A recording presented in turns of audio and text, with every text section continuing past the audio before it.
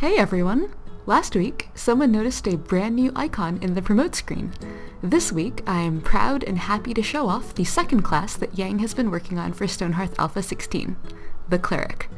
Our Cleric is a healer class with some combat abilities. Our goal is that they should be the plane filling the center of our Archer, ranged, Knight, tank, and Footman, DPS, class triangle, making any subset of the triangle better at its job, and making the triangle as a whole tough enough to take on truly epic or epic numbers of monsters. To get your town a cleric, you need an herbalist of sufficient level, and that herbalist needs to seal all of their accumulated healing knowledge into a book, crafted with leather and herbs. Then they can promote themselves into a cleric.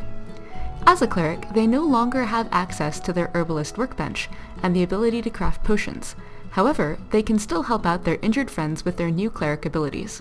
Even as apprentices, clerics emit a minor healing aura all around them, so that merely standing near an injured hearthling will make that hearthling feel better.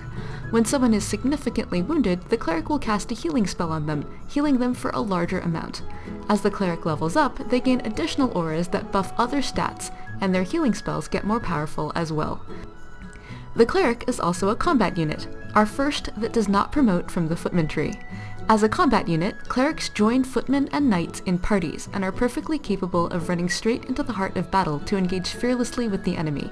Sure, they attack with a book, so they don't actually contribute much damage, but a Cleric knows that showing a united front keeps up team morale. Also, sticking close to the front lines keeps your Knights and Footmen in range of their healing aura and of their directed healing spells. In our current tests, clerics make an enormous difference in combat.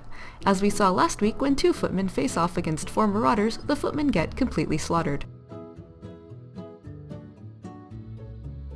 Two footmen and an herbalist turned cleric, however, do much better.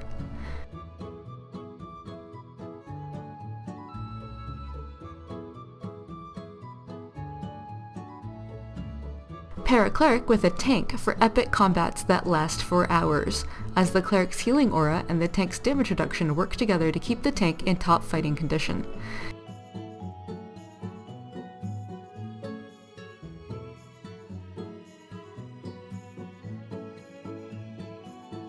Add a cleric to a group of terrified townsfolk and see their odds of surviving dramatically increase.